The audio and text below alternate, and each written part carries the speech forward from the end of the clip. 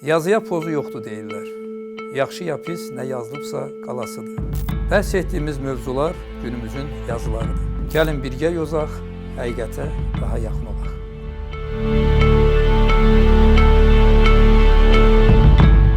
Salam əziz izləyicilər, hər vaxtınız xeyir olsun. Bugünkü həmsöhbətim futbol üzrə mütəxəssis Əbdül Səfabəylidir. Əbdül müəllim, xoş gəlmisiniz. Sağ olun. Mən sizi futbol üzrə mütəxəssis kimi təqdim elədim. Hərçənd sizin həyatınız çox enişli yoxuşda olub, belə demək olar. Başlamışsınız texniki sahədən, mühəndis kimi. Amma sonra ömrünüzün son bir 20-25 ilini demək olar tamam futbola həsr eləmişsiniz. Hətta özünüz arada müstəqil futbol klubu da yaratmışsınız. Bir neçə il fəaliyyət göstərib, hazırda gərək fəaliyyətsizdir. Hepart futbol klubu. Yəni bir söhbətin gedişində ona toxunacağıq. Bəlkə elə birinci bundan başlayaq. Azərbaycan futbolunun durumu bugün necədir? Siz bir mütəxəssis kimi onu necə qiymətləndirirsiniz? Azərbaycan futbolunun durumu bir tərəfdən komandalara baxanda, məsələn Qarabağ, indi hələ sabah da ona necə deyərlər qoşulub. Müəyyən qədər demək olar ki, artıq ayaq açmışıq dünya futboluna. Amma o biri tərəfdən gəlib çatanda bizim milli komandanın vəziyyətinə bu bərbad vəziyyətdədir. Bunun da başqa adı yoxdur. Amma səbəbi nədəndir? Özdə biraz qəribə baxmaq lazımdır bu işə niyə görə? Məsələ burasında ki, Azərbaycan futbolu əslində iki dövrdən ibarətdir. Bir-birindən kəskin fərqlənən iki dövrdən. Biri 92-ci iləcən Sovet dövrü, biri isə 92-ci ildə müstəqil AFFA, Azərbaycan Futbol Federasiyaları Assosiasiyası təsdiq olunandan sonra, təsis olunandan sonra olduq müstəqil Azərbaycan futbolu. Və o kəskin fərqi nədir? Sovet dövründə bir dənə Neftçi komandası idi, bunu hamı bilirdi və onun da düzdür Sovet dövründə üzr istəyirəm, Güclər dəstəsində bir Neftçi idi də. Bir dənə Neftçi idi. Arada bir mövsüm Gəncənin Dinamosu da olub. SSR üzrə olan o Güclər dəstəsi. Hə. Güclər dəstəsi, bəli. Ən böyük nəticəsi də olub 66-cı ildə bürünc. Vəssalam. Amma indi bu 92-ci ildən sonraki biz başladıq müstəqil.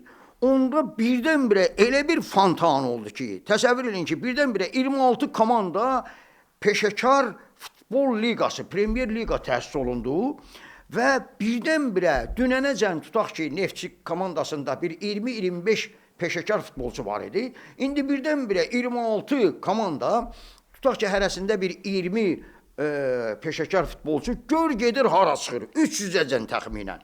Və bu qədər futbolçunu tapmaq, hazırlamaq məsələsi tamam başqa cürdür. Ona görə əslində demək bir-birindən kəskin fərqlənən vəziyyətdir.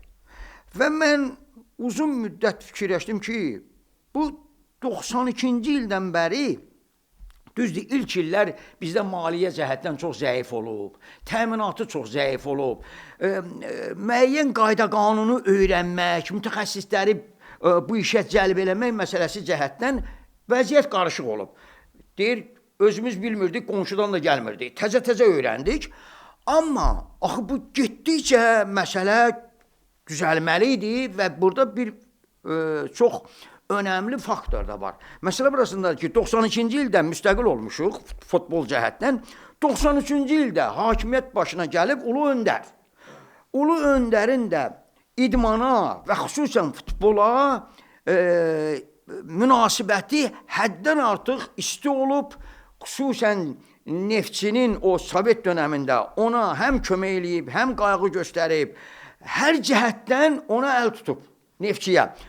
Kazbek Tuayev indiyəcən də sağdır, intervyu verəndə deyir, axırda onu ağlamaq tutur ki, Ulu Öndər necə bizə kömək eləyirdi. Hətta bizi dəfələrlə düşdüyümüz o biabırsı vəziyyətlərdən qurtarmışdı, mənzillər vermişdi, maşınlar vermişdi və s. Həmin Heydər Əliyev gəlib, həmin necə deyərlər Azərbaycanlar və necə deyərlər dövlət başçısı bizə belə kömək eləyirsə, deməli işimiz getcədə yaxşı olmalıdır. Ondan sonra isə gəlib İlham Əliyev cənabları, hansı ki, qısa müddətdə Azərbaycanı idman ölkəsi eləyən bir rəhbər. Bundan yaxşı nə arzu eləmək olar? Ona görə, açıq deyim, mən həmişə təəccüblənirdim ki, niyə görə bizim futbol, özdə nəzərə alsaq ki, futbol özü dünya miqyasında ən populyar, ən çox pul qazanan, ən çox tamaşaçı toplayan və qaydalarına görə ən sadə idman növüdür. Deməli, dünya miqyasında bir nömrəli idmandır. Hər yerdə deyirlər ki, bu bir nömrəli idmandır. Məsələn, biz uşaq vaxtı 2 dənə daşı qoyurduq, qapı, 2 dənə daşı qoyurduq, qapı. Bir arasında bir 20-30 metr oldu, vəssalam. 5-5 də oynayırdıq, nə bilim 6 nəfər də, 3 nəfər də oynayırdıq. Heç hakim zat da lazım deyildi. Yəni, o dərəcədə sadə bu idman idi. Top da ki, indi bu saat 3 manat, 5 manat mağazada alabəzək toplar. Heç ayağı təzə açılmış uşağa topu göstərirsən, o saat cumur üstünə. Belə bir şəraitdə bizə nə lazımdır?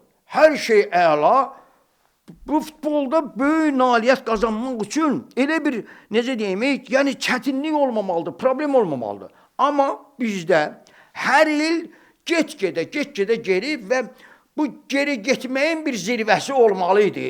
Yəni, lap biabırçılığın son həddi olmalıydı. O da gəldi, o Fernando Santuşu, Avropa çempionu Fernando Santuşu dəvət elədik və o da gəldi 6 seriya səhv eləmirəmsə, bir-birinin dalıcan uğursuzluqlar, uduzmalar, bunlar başladılar bizimkilər açıq belə təhqirə, söyməyə ki, bu nə, hardan gəldi, çıxdı.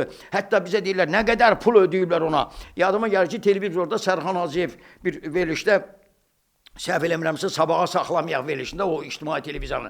Soruşdular ki, bu Fernando Santuş'a nə qədər pul vermişsiniz? O da qayıtdı ki, bilirsiniz, bu dünya miqyasında belə şeyləri məxfi saxlayırlar, ona görə demirik. Mən hamı oturanda dedim ki, cəmaat, bilin, bu Fernando Santuş qədər Azərbaycan futboluna xeyir verən ikinci bir mütəxəssis yoxdur. Dedilər, niyə? Dedim ona görə ki, bu adam sübut elədi ki, metrəsi 1 manatı olan parçadan mən kostyum tikə bilmərəm ki, hansı ki, o kostyum 10.000 manat dəyərində olsun. Siz mənə istəyirsiniz, futbolçu olmayan bir, o Azərbaycanda futbolçu, peşəkar futbolçu olmayan bir yerdə istəyirsiniz ki, mən gedim, komanda yaradım, beynəlxalq səviyyədə uğurlar qazansın. Nəyin hesabına? Hanı sizin futbolçunuz? Yoxdur axı. Verin material, mən ona əsasən sizin üçün kostyum tikim. Yoxdur. Və bununla da indi, necə deyirlər, öz məşqçimizi qoyublar. O da neyniyəcək? O birinci beynəlxalq yarışda, o da bir uğursuzluğa rastlaşanda onu tutmaq mümkün olmayacaq. Deyəcək ki, mən kimdən oynamışam? 3 il bundan əvvəlki futbolçulardır, 5 il bundan əvvəlki futbolçulardır və s. Səbəb nədir? Seymur müəllim, bunun səbəbi nədir ki, bizim Azərbaycan futbolu 34 ildir ki, qardaş, müstəqillik qazanmışıq, öz əlimiz, öz başımız. O da gedək də irəli. Rəhbərimiz İlham Əliyev cənabları da bir balaca müvəffəqiyyətimiz olan kimi, deməyin futbolda müvəffəqiyyətimiz ki var, Avropa çempionu olduq, çağırdı, özü əziz adamları kimi bunlarla söhbət elədi, sevindi, sevindirdi. Axırda da 1 milyon manat verdi ki, gedin elə bu cürdə müvəffəqiyyət uğurlar qazanın. Bundan yaxşı nə ola bilər? Vallahi adam ürəyi tullanır ki, mən də olaydım belə. Nümunə oldular bizə. Digər ki, gəlir o dünya futbolu, biz tap-tap get-gedə geriyə gedirik. Səbəb nədir? Uzun müddət bu sahədə mən fikirləşəndən sonra belə loru dillə desək, səbəbi tapdım. Səbəbi tapdım və istədim elə bu səbəbi birinci elə öz üstümdə sınayam. Nə? İstədim mənim prinsiplərimdən futbol klubu, peşəkar futbol klubu üçün peşəkar futbolçular hazırlayım. Mənim gəldiyim qənaət budur ki, Azərbaycanda peşəkar futbolçu yetişdirən şərait yaratmaq lazımdır. Mən indi sizə bir dənə paradoks deyəcəm, bəlkə də inanmayacaqsınız. Azərbaycanda bu boyda idman ölkəsində, yenə də deyirəm, rəhbərimizin də köməyi ilə, əsas rolu ilə, bu qədər idman növləri ki, inkişaf eləyir, məntiqlə futbol gələk bunların hamısından həm əvvəl inkişaf eləyirdi, həm də çox inkişaf eləyirdi. Bunun əvəzinə, futbol ki, belə bir günə qalıb, onda mən fikirləşdim ki, yaxşı, bunun səbəbi nədir? Səbəbi çox sadədir. Azərbaycanda bir dənə də olsun peşəkar futbolcu hazırlayan qurum yoxdur. Yəni, nə lisey yoxdur, nə kollec yoxdur, nə akademiya yoxdur. Yoxdur. Sual verə bilərsiniz ki, Əbdülməllim, bəs bizdə futbol liseyi də var, futbol məktəbi də var, akademiyalarda var, nə qədər istəyirsiniz, söz söhbəti gəzir. Məsələn, Bakı Futbol Klubunun akademiyası var idi, məşhur, Qəbələ Futbol Akademiyası, nə bilim, o, bu, bəs bunları niyə görə demirsiniz? Məsələ burasındadır ki, bəli, FIFA'nın tələbi ilə... Mən sözünüzü bağlan kəsim. Bu FIFA'nın tələbidir də. Bəli. Bütün klubların, peşəkar klubların nəzdində idman akademiyaları bütün, deməli, peşəkar futbol çempionatında iştirak edən peşəkar futbol klublarının uşaq futbol akademiyaları olmalıdır.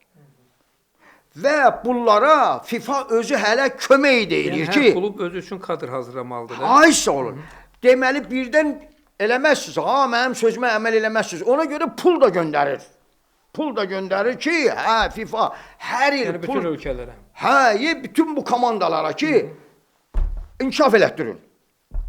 Və bunun da, indi mən onu deyəcəm ki, bizimkilər neynirlər o pulu? Sözümün canı budur ki, məntiqlə həm peşəkar futbol klublarının özünün akademiyası fəaliyyət göstərir, həm də tutaq ki, hansısa bir İbrahimin, Vəlinin imkanı var, pulu var, gedir, tutaq ki, rayonda heyvandarlıqla məşğul olmur, deyir, mən ondan başım çıxmır, mənim futbol akademiyasından başım çıxır. Mən pulu qoyum bura, peşəkar futbolcu yetişdirim və bunu transfer edeyim, ya öz komandalarıma, ya da xaricə. Məntiqlə bu adi şeydir. Yəni, Azərbaycanda bu təcrübə var.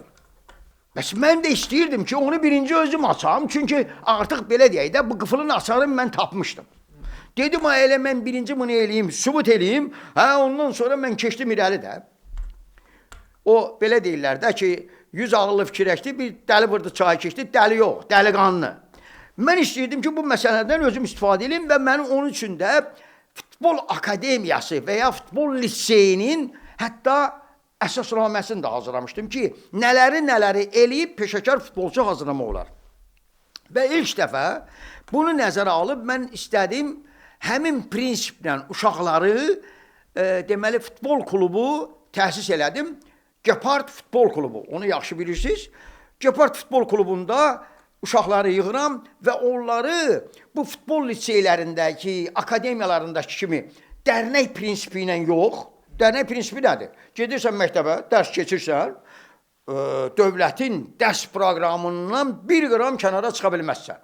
Dərsdən sonra gəlirsən evə, yeyirsən, içirsən, sonra gedirsən həftədə 3 dəfə, 1 saat yarım, bu da olur dərnək, futbol dərnəyi. Mən dedim, yox, elə getməyəcək. Çünki nə Pele, nə Maradona, bununla Pele Maradona olmayıb. Pele Maradona öz danışı, məsələn, Pele'nin mən avtobiografik romanını oxumuşam. Orada deyir ki, biz səhər qaçırdıq, yeməyi yiyəndən sonra qaçırdıq futbol oynamağa. Bir də axşam gəlirdik, yeyirdik, yatırdıq ki, bir də səhər gedək. Bəs məktəb? Məktəb nədir? Məktəb onlara sərfəli deyil. Çünki bunlar gedib instituta girməyi, ali təhsil almağın məsələsi yoxdur. Bunlarınki ancaq futboldur.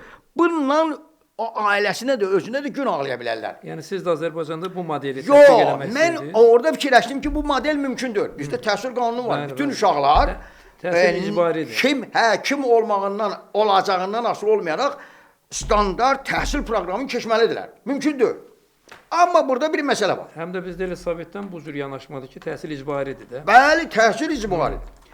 Üstəlik, belə deyirlər ki, hansı ixtisas olursan olur, savadlı olmalısan.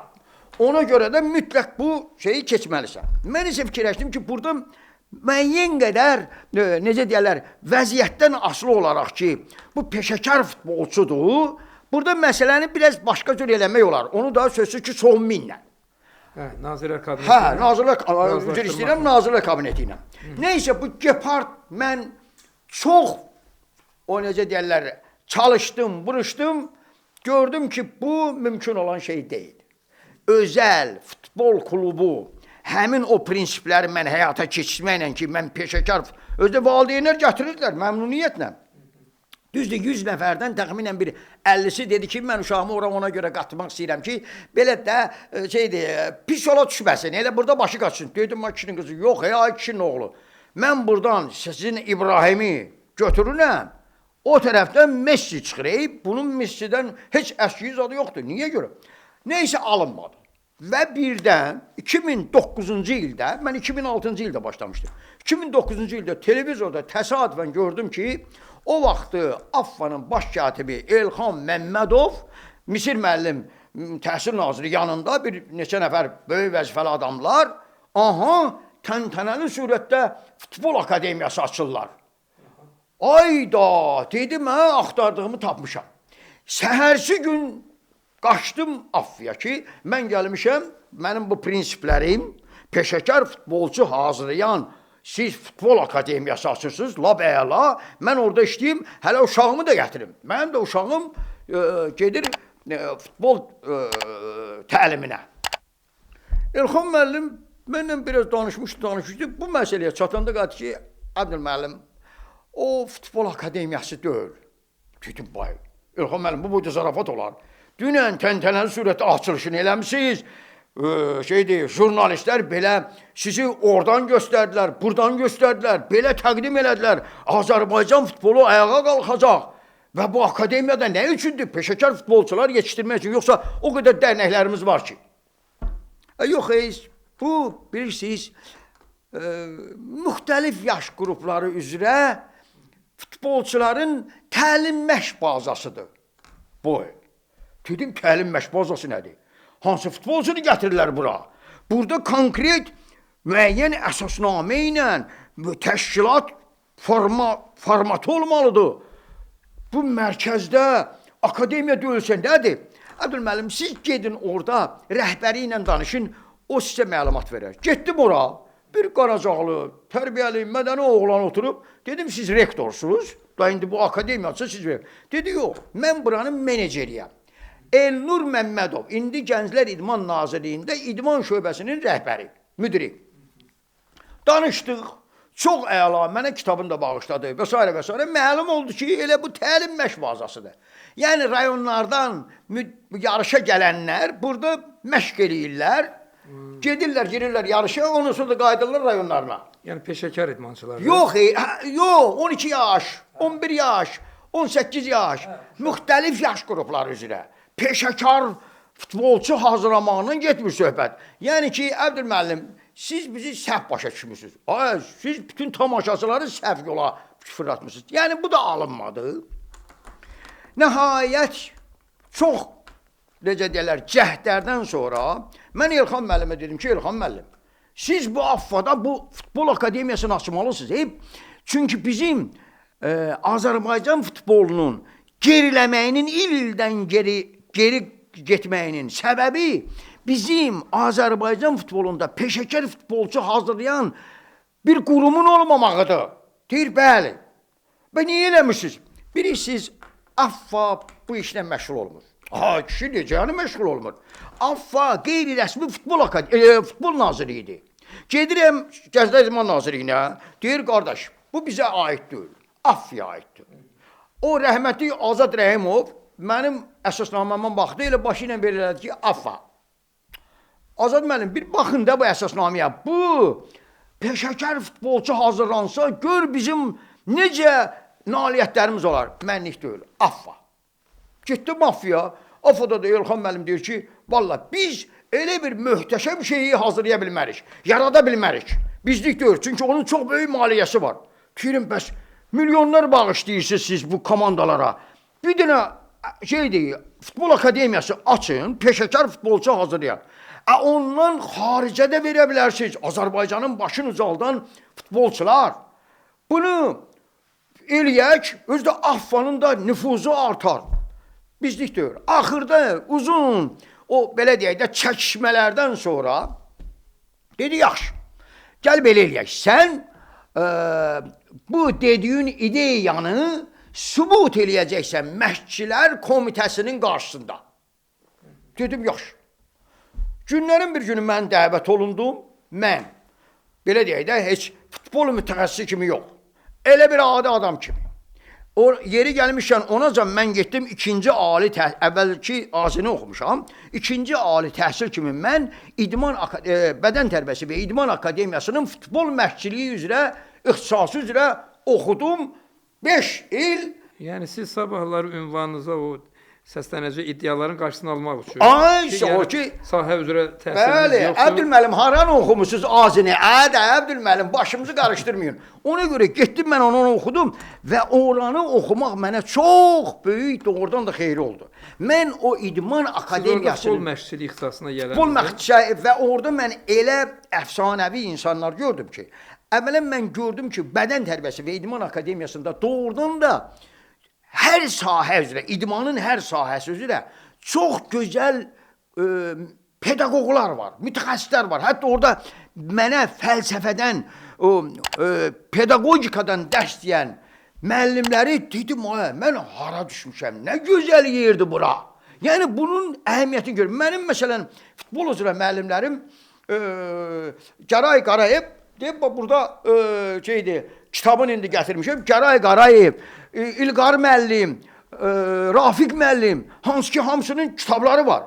Mən onların dərsində inanın ki, əlimə çırpırdım ki, Gəray müəllim soruşur ki, Əbdülməlim, nə olub gənə sənə? Deyirdim, Gəray müəllim, sizin bir dənə dərsiniz mənə bir semestr qədər təsir edir ki, ay dədə, mən nələri bilmirmişəm indiyəcəm. Amma orada bir şeyi, məsələn, nəyi öyrəndim mən xüsusilə?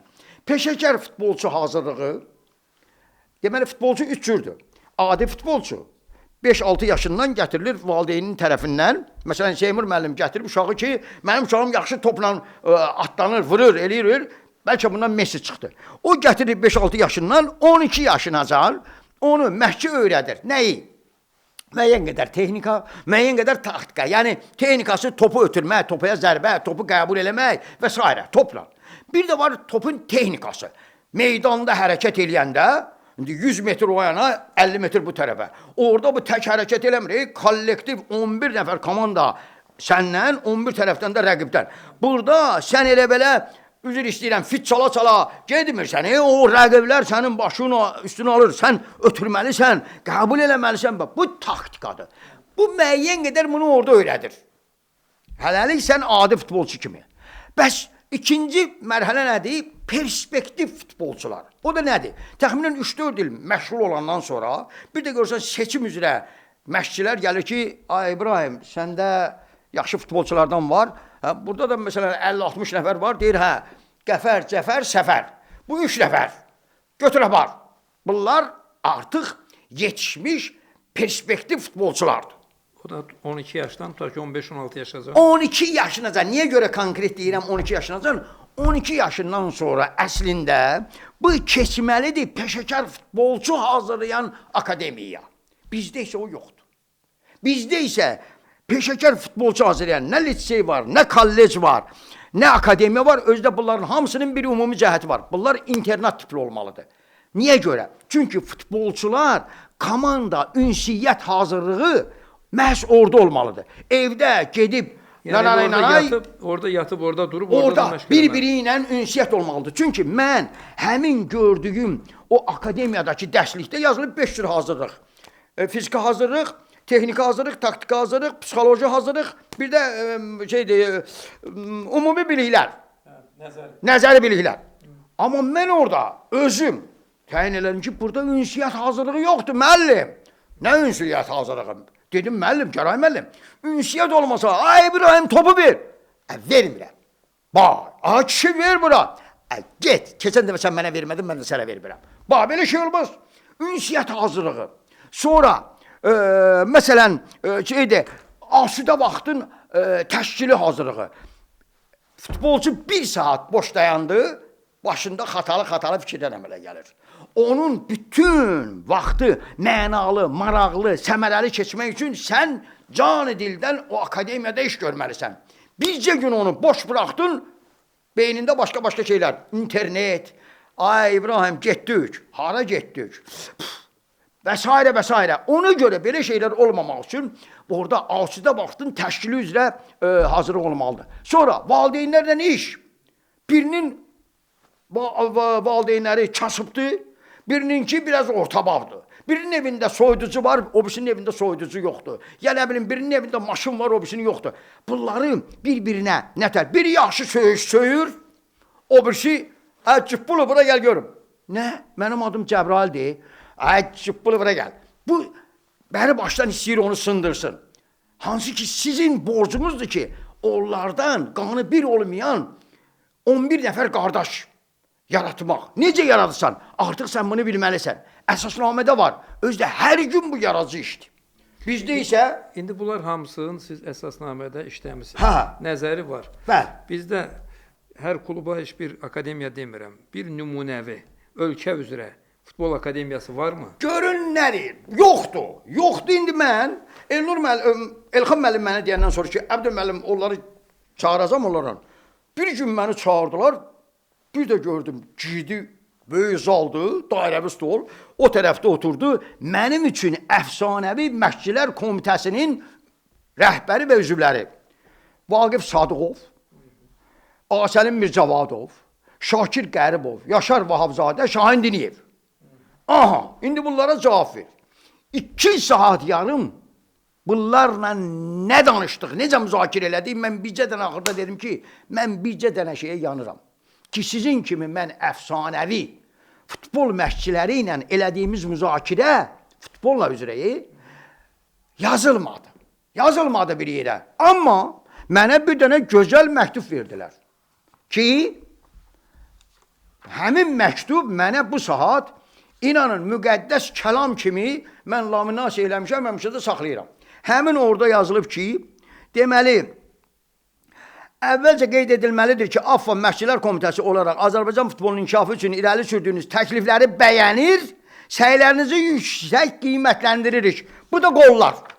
Həmin o əfsanəvi qollar. Bu ömürlük mənə bəsdir. Həmin AFFA-da deməli, Elxan müəllimin qolu ilə mənə blank verir ki, bəli, sizi qəbul elədik, belə müzakirə elədik, belə elədik, amma bizim belə bir akademiyanı yaratmaq bizim səlahiyyətimizə malikdir. AFFA-nın keçmiş baş katibi. Keçmiş mi? Gəldi təzələr. Hə, dedim, qara qızın bəxti açıldı. Getdim. Cahangir müəllimlə danışdım. Əvvələn istədim Rövşən Nəcəf prezidenti ilə danışam. Rövşən Nəcəflə əvvəlcə belə demokratik adam kimi özün şey elədi ki, mən kral deyiləm, mən futbolu sevirəm. Bəli, ilk iclaslar elə AFFA-nın binasında oldu. Gəldim, yox, yaxınlaşmayın. Rövşən müəllim gəlir, yaxınlaşmayın. Əbdül müəllim, keçin o tərəfdə. Dedim, yox. Keçdim, durdum ağacların altında. Rövşən müəllim gəlib çatanda, mən buradan çağırdım, Rövşən müəllim. Çöndü, gördü ki, adam, oğlum yaşında, dədəm yaşında bir kişi. Mən də, yəni. Özdəki, onun can güdəni ilə müqayisə eləyəndə, mən, kəllə atsa mənə yıxılaram. Buyur. Yaxınlaşdım, dedim, Rövşən müəllim, mən şəhid milli qəhrəman qardaşıyım, 2 ali təhsilli, özdə İdman Akademiyasını bitirmiş, futbol barədə təklifi olan futbol mütəxəssisiyəm. Nə vaxt sizin qəbulunuza gəlim? Əbdül müəllim, narahat olmayın, mən sizi qəbul edəcəm. Sağ olun. Bir ay keçdi, növbəti İcraiyyə Komitəsinin iclasına, yenə də o gələndə, yenə də həmin məsələ, Rövşən müəllim, siz, gəlin, yaxınlaşın. Yenə də gəldim ki, Rövşən müəllim, bəs axı qəbul məsələsi olmadı.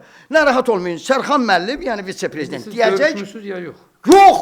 Hələ də yox. Hələ də yox. Axırda 3-cü dəfə, Əbdül müəllim, keçin durun orada, 3 saat gözləyirəm ki, onun iclası qutarsın, təzədən gəlin, mən görüşüm.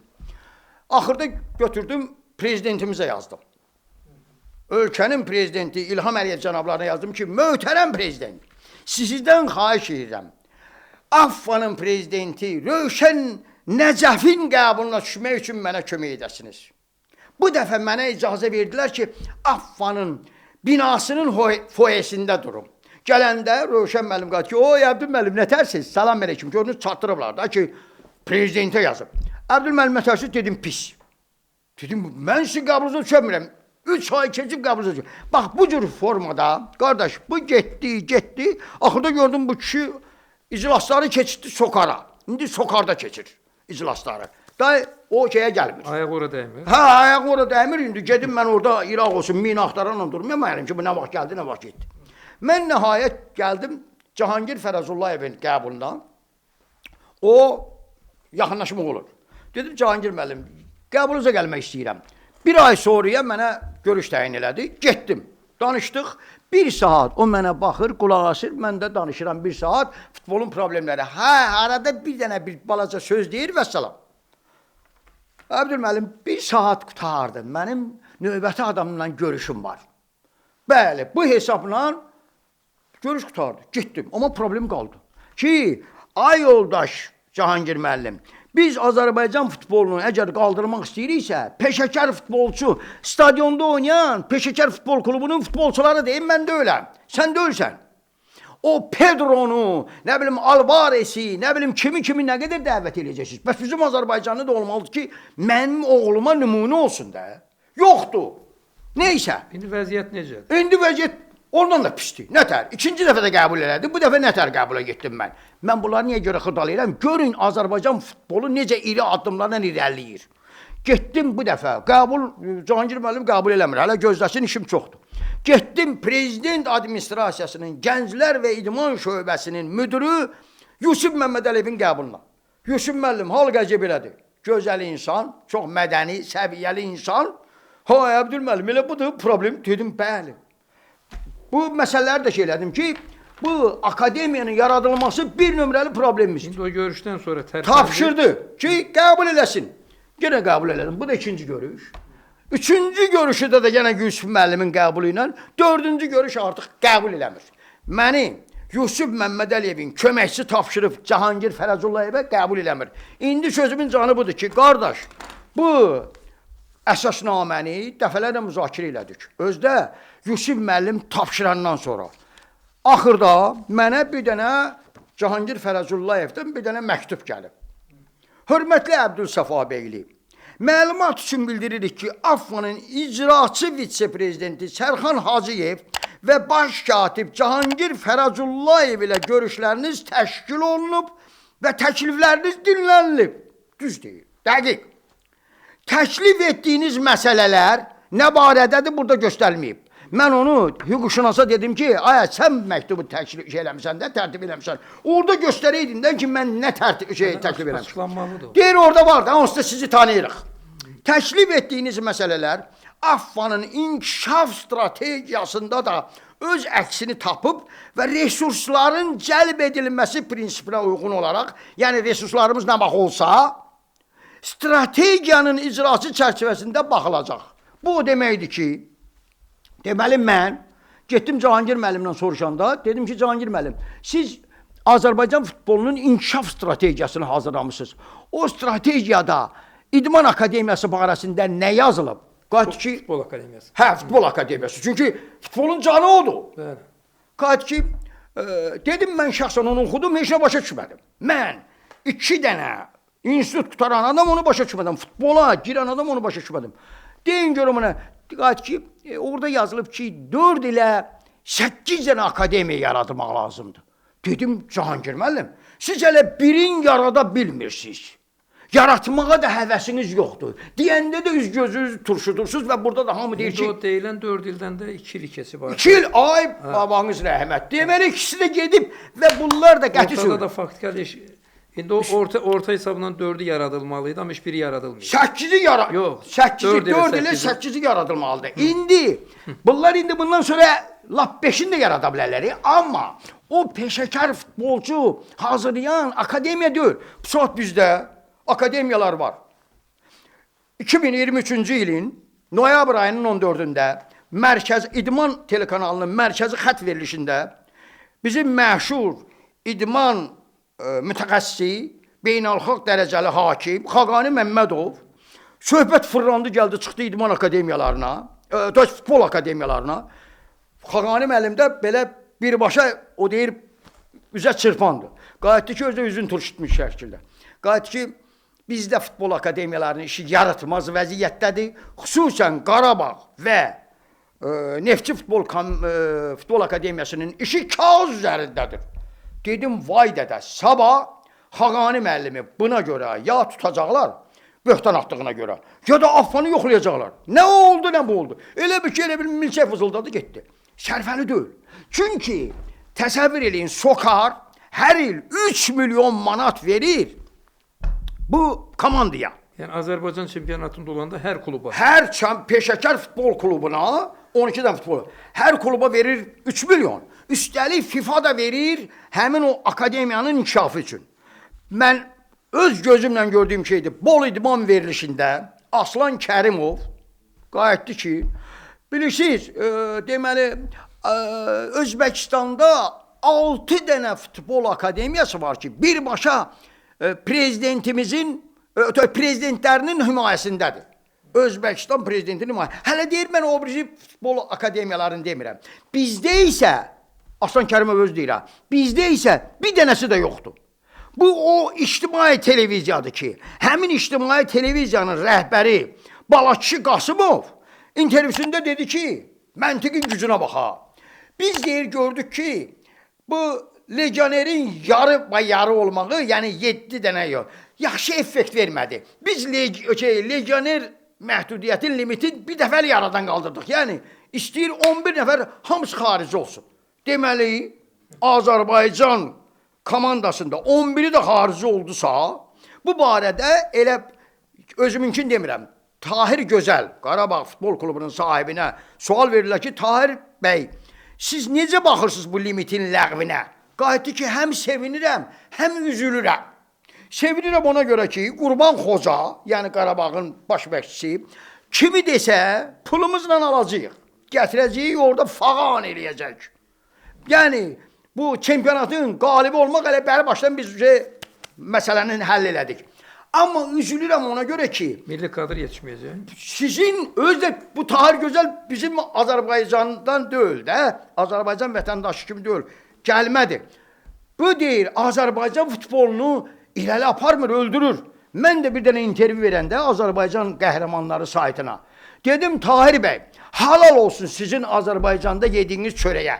Ki gör, bir nəfərin cəsarəti çatmır. Balakçı Qasımov deyibsə, deməli bunu deyib də. Yaxşı, indi bu boyda məşəqqətli, necə deyərlər, yoldan sonra. Siz çıxışı nədə görürsünüz? Məsələnin həllini nədə görürsünüz? Ki biz söhbətimizə və sonuna doğru da... Məsələ burasındadır ki, mən prezidentimizə məktub yazdım. Ki, möhtərəm prezident.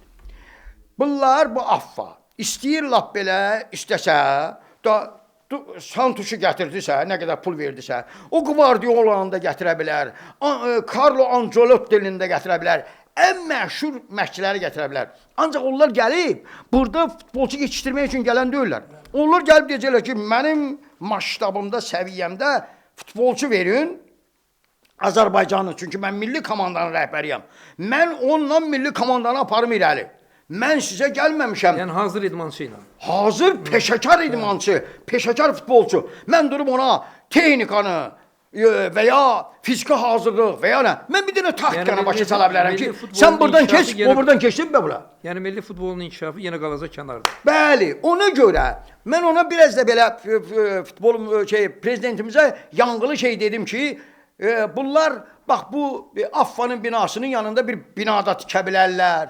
Nə bilim, bir 15 dənə də akademiya yarada bilərlər. Amma bu əgər əsasnaməsini oxuyanda sən görməlisən ki, onlar 3 məsələni həll eləyirlər.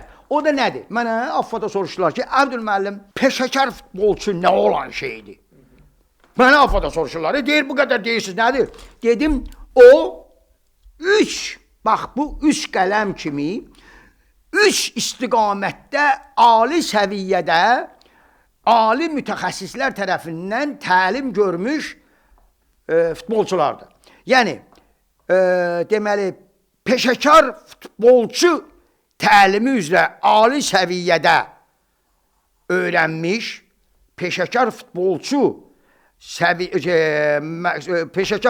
üçün təlim ali səviyyədə, peşəkar futbolçu üçün lazım olan təhsil ali səviyyədə və peşəkar futbolçu üçün lazım olan tərbiyə ali səviyyədə. Niyə görə deyirəm? Peşəkar futbolçu təlimi ali səviyyədə gedir, olur bu Nədim Yamal. Pele, Maradona. Lakin bunun tərbiyəsi neto olduğuna, lazımi səviyyədə olmadığına görə bu adam Maradona kimi narkomaniyaya qurşanır, məhv olur. Və ya futbolun seyirbazı olan Ronaldinho kimi gedir gecə klublarına, məhv olur. Ronaldinho kimisi hələ gəlməyib bu dünyaya. Ronaldinho məhv oldu nəyin üstündə? Gecə klubları axırda dedilər ki, yerə çıx get. Sən bizi. Balatelli bəlkə də tanıyardınız. Məşhur Qarabala Balatelli. Jose Mourinho kimi məşhur məşqçi qayıtdı ki, mən neyiniyim? Balatelliyə dedim ki, sənə qurban olum. Bu oyuna sənin yarın qədər də futbolçum yoxdur. Bir dənə sənsən. Sənə qurban olum. Səni cırnadanda rəqib komanda. Cırnama. Ada bütün söyüşləri mənim üstümə götür ki, hamısı geçsin Mourinho'ya. Tək ki cırnama. 10 dəqiqə sonra deyir, girəndən 10 dəqiqə sonra qırmızı aldı, çıxdı çölə. Deməli, bunun tərbiyəsi çatmadı da, qardaş. Mən Zinəddin Zidanın o məşhur səhnəsi var da ki, ona nə dedilərsə, getdi, kəllə vurdu, materatsını uzatdı. Nə qədər dedilər ki, kişi kimi denən sənə nə demişdi o? Dedi, demərəm. Materatsiya dedilər, nə demişsən sən ona ki, o sənə o boyda çempionatın, o boyda ən neto vəziyyət, ən məsuliyyətli vəziyyətində deyir, vətən əldən gedir futbol üzrə. Bizim mənliyimiz, şəxsiyyətimiz, nəyimiz gedir. Kömək eləməliydi, sən ona kəllə vurdun, özə bilirsən ki, dərhal qırmızı olacaq. Nə demişdi o sənə? Sən ona nə demişdi? Demədi. Axırda gedib, dil üzrə, dilin tərpəşməsi üzrə mütəxəssisləri gətirdilər. 100 dəfə baxızdırandan sonra dedi ki, onun bacısına söyüb. Ruhi xəstə olan bacısına söyüb.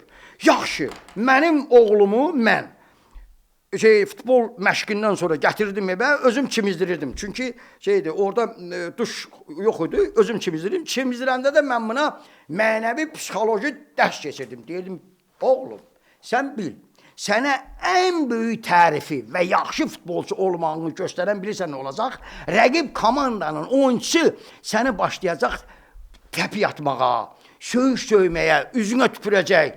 Ən dəhşətlisi, sənin oğlum, bax ha, bax, özü hazırla, papanı atanın üzünə söymək.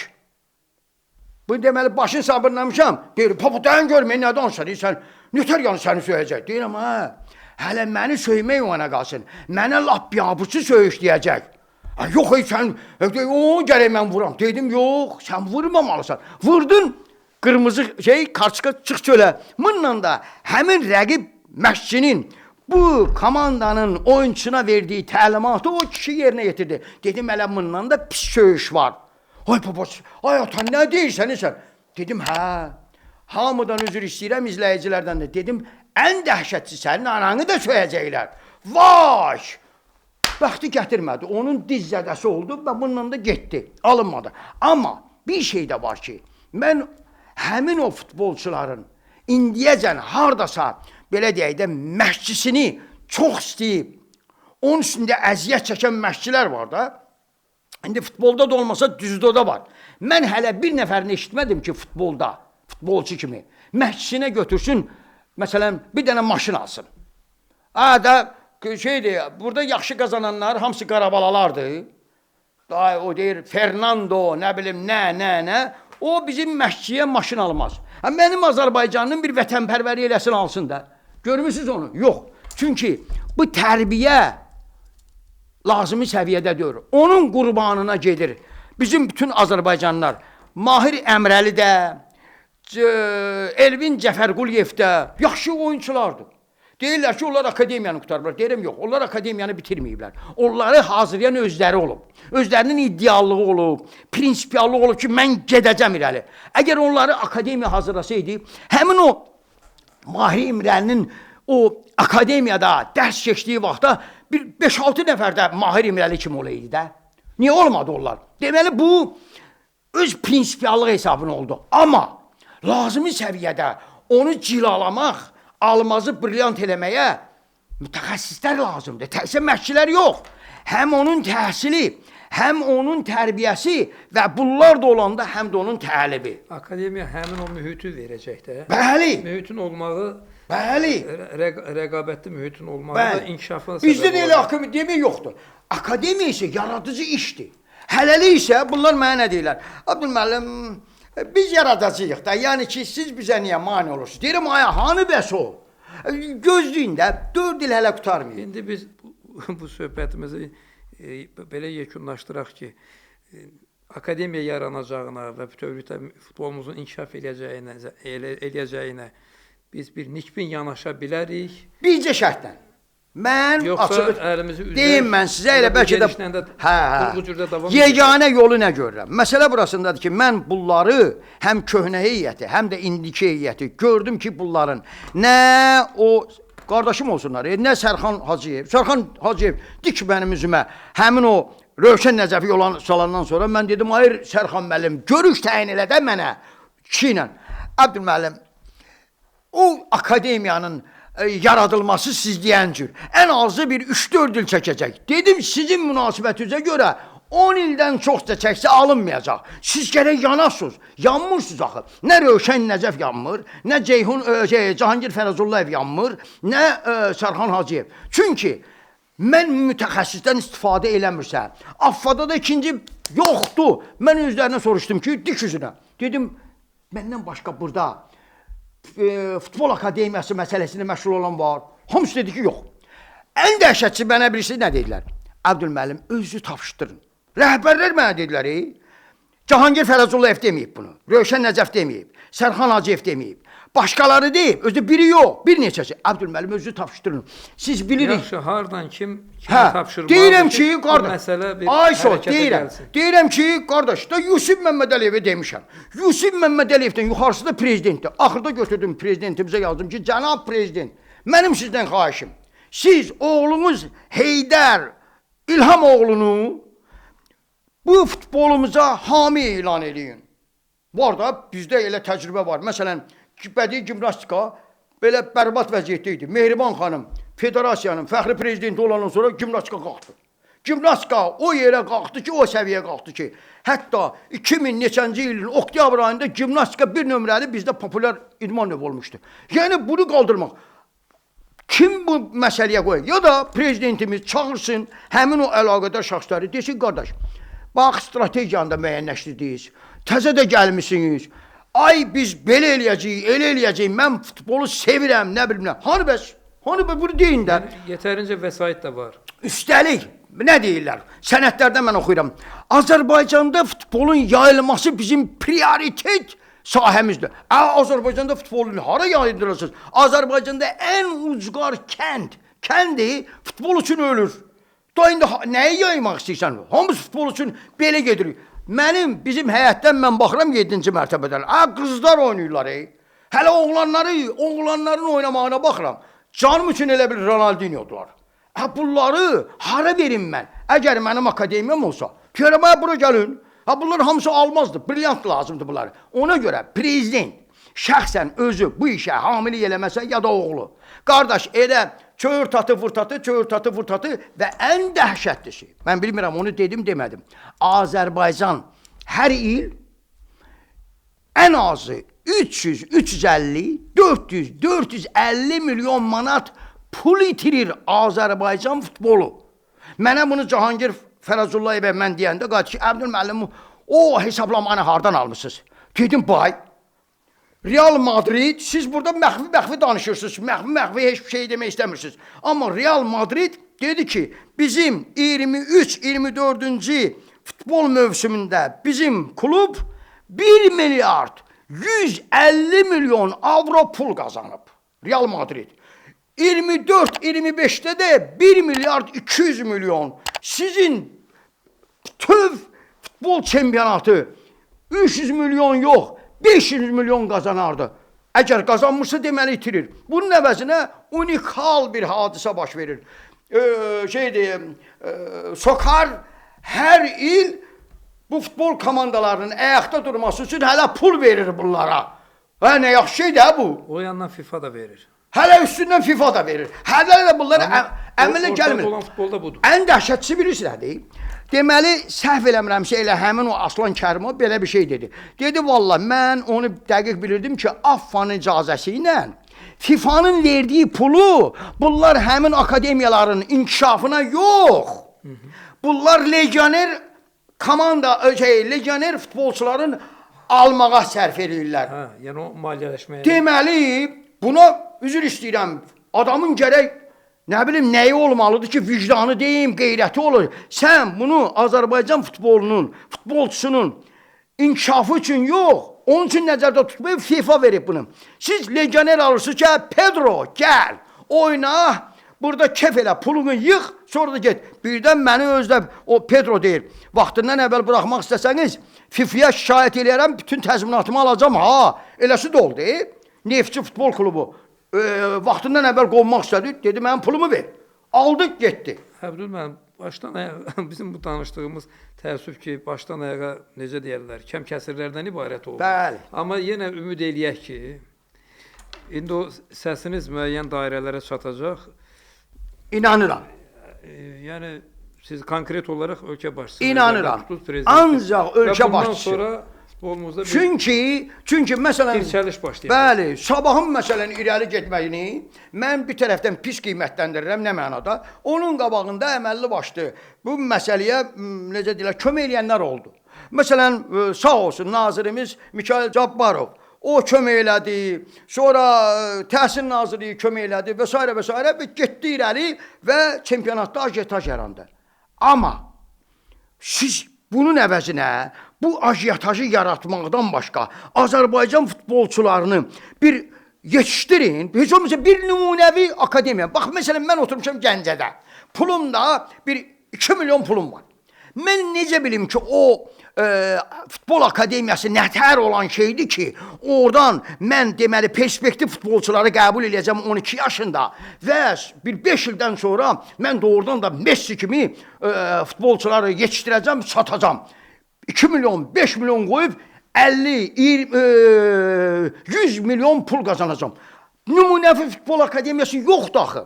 Ona görə, heç olmasa birin Bakıda yaradın ki, sabah da olmasa bir ildən sonra Gəncədə yaradılsın, o biri il Lənkəranda yaradılsın. Lənkəranda Mübariz Mənsumov yaratdı, aləm qarışdı bir-birinə, bilmədilər neynəsinlər, axırda da akademiya dağıldı. Hafiz Məmmədov, Bakı Futbol Klubunun, kişi, mən getdim orada, onların idman qurğularını gördüm. Yaşar Seyidov onun rəhbəri idi. Mənim başım gicəlləndi. O qədər gözəl idman qurğuları vardı. Yaşar müəllim sevinə-sevinə qayıtdı ki, Əbdül müəllim necədir? Dedim, Yaşar, aya bu idman qurğuları ilə bəs siz indiyəcə nə eləməmsiniz? İşləyirik də, işlədilər. İndi həmin o idman qurğularının yerində deyir, çox mərtəbəli binalar tikilir. Bunun axırı nə olacaq? Ona görə, indi Qəbələ Futbol Klubunun arxasında elə adam durmuşdu ki, dedim, Allah, orada Messi olacaq, nə bilim, kim olacaq? Valla bu boyda misallardan sonra mən belə anlayıram ki, doğrudan da elə bu buzun tərpənməsi üçün, bu düyünün açılması üçün ancaq prezidentimiz. Belə çıxır ki, elə birinci şəxsin, ölkə rəhbərinin diqqəti və birbaşa hətta nəzarəti lazımdır ki. Bəli, ancaq prezidentimizin müdaxiləsi, nəzarəti. Əlbəttə, bundan da əvvəl sözsüz ki, şəxsən Seymur müəllimin bax, belə bir studiyası ictimailəşdirdi. Yeri gəlmişəm, mən Afiyə dəfələrlə demişdim ki, mən bu məsələni ictimailəşdirəcəm. Əbdül müəllim, yaxşı, əsəbləşməyin. Sonra çəkirlər məni kənara başqaları ki, orada Affada. Əbdül müəllim, özü tapışdırın. Bir dəfə olmayıb, bu dəfələrlə olub. Amma nə vaxtacan? Əbdül müəllimin də hələ ki, maşınının motoru işləyir. Amma bu həmişə olmayacaq. İnanmazsan, Seymur qardaşım, mən bir dənə şeyin bundan da qutaraq. Neçə nəfər məşhur adamları. Elə bu müəllimim, Caray müəllimi, mən görmüşəm, deyir, Əbdül, mən artıq ruhən bezmişəm bunlardan. Bunlardan şey çıxmaz. Bir başqası mənə dedi ki, Əbdül, sizi deyəcə bilmirsiniz, Affanı bunlar özəlləşdiriblər. Öz bildikləri kimi istifadə edirlər. Bəs bunun müqabilində müdaxilə olmasa nə demək olar? Heç bir şey. Allah sizi var eləsin. Yaxşı ki, bu enerji ilə, bu coşqu ilə minnətdarım. O necə deyirlər, işdən əl götürməmisiniz və bura qədər mübarizə aparmısınız. Hələ ki ruhdan düşməmişəm. İnanırıq ki, indi bu Zəhmətiniz də boşuna getməyib. Tək. Səmərəsini də verəcək. İnanın ki, mən bir dənə də bir şey deyim. Mən dəfələrlə o affada demişəm ki, əgər sizin belə məsələ üzrə mütəxəssis varsa, mənim kimi yananınız varsa, göstərin. Mən gedim onunla danışım, deyəcəm ki, gəl ver mən sənin çamadanını tutum, bir yerdə gedək. Yoxdur qardaş, hamısı deyir ki, yoxdur. Yoxdur, olan bir dənə bir. Cahangir Fərəzullayevin dik üzünə dedim ki, Cahangir müəllim, bilirsiniz bu saat ən çox istədiyiniz nədir? Bu şose yolu var, Babək prospekti deyiləm, nə prospekti? Oradan Əbdül müəllim keçəndə avtobus vuraydı. Yıxılaydı bir dəfəli, hop stop olaydı, canımız tutaraydı bu Əbdül müəllimlə. Belə baxır mənə ki, ha bu nə danışır? Dedim, mən ürəkdən keçmir. Bəs onda niyə görə? Mənə kömək eləməyin, Futbol Akademiyasının yaradılmasına kömək eləyin. Hey, gözləyin hələ. Gözləyin. Allah eləməsin, elə şeylərdən heç ağlınıza da gətirməyin. Dik üzünə demişəm, Cahangir Fərəzullayev desin eləməmiş. Cahangir Fərəzullayev məşğuldur. Bax, axırıncı dəfə mən Yusuf Məmmədəliyevin köməyi ilə, köməkçinin köməyi ilə demişəm, 4 aydır gözləyirəm. Cahangir müəllim məni qəbul edəcək. İndi də baxıram ki, bu məktubdan sonra mən gedim ona nə deyim? Neyniyəcək o mənə? Heç bir şey yox. Yenə ümid deyir, sonda üzülür. İnşallah ki, yaxşı olar. Təki, Allah ağzınızdan eşitsin. Ürəkdən minnətdaram. Yeri gəlmişəm bu düzəliş olsa, mən sözsüz ki, bu Pozan mediaya gələcəm, deyəcəm, bura Pozan media olmadı, Quran media oldu. Qurduz bu işi siz. Vallahi billahi, ürəkdən. Minnətdaram sizə. Mən təşəkkür edirəm. Sağ olun. Dəvətimizi qəbul edib gəlmisiniz, var olasınız. Allah işinizi Sağ aman olun, eləsin. çox sağ olun. Əziz izləyicilər, bir daha xatırladıram ki, həm söhbətim futbol mütəxəssisi Əbdül Səfabəyli idi. Kanala abunə olmağı, verişlərimizə baxıb bəyənməyi, fikir və təkliflərinizi yazmağı unutmayın. Sağ olun, Allah amanda.